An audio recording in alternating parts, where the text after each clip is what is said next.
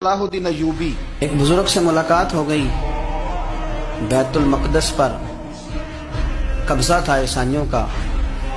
तो सलाहुद्दीन बड़े परेशान थे। बाबा जी कहने लगे, पुत्र क्या हुआ? कहने लगे, हुजूर पता चला है दुश्मन के 2 बहरी बेड़े असला लेके आ रहे। मुसलमान पहले ही कमजोर हैं और अब अगर 2 बहरी बेड़े और आ गए तो हुजूर मसला बन जाएगा। तो मैं परेशान हूँ कि किस तरह ये कम मसले वाली हमारी फौज है, कैसे मुकाबला करेगी। तो बाबा जी कहने लगे, पुत्र इस तरह करना, आज रात तू भी दुआ करना और मैं भी करूँगा। सलाहुद्दीन अयूबी से बुजुर्गों ने कहा कि रात आज ना अल्लाह अल्लाह करना, तो मैं तेरे लिए दुआ करूँगा, तू भी दुआ करना। दुखी थे, तकलीफ थी, तो सर रखा सजदे में तो तड़प गए।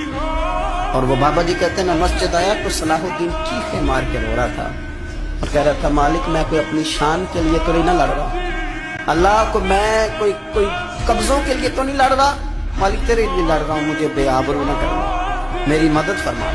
कहते मैं आया था कि मस्जिद में दुआ करूंगा, पर सलाहुद्दीन अयूबी को रोते देखा तो मैं लौट गया। तो सवेरे सलाहुद्दीन मिले तो बड़े खुश थे। मैंने कहा, पुत्र क्या हुआ? कहने लगे, हुजूर वो बहरी बेड़े 2 आ रहे थे ना असला लेके, दोनों डूब गए पानी में डूब गए। तो बाबा जी कहने लगे, सलाहुद्दीन वो पानी में नहीं डूबे, वो तेरे आंसुओं में डूब गए।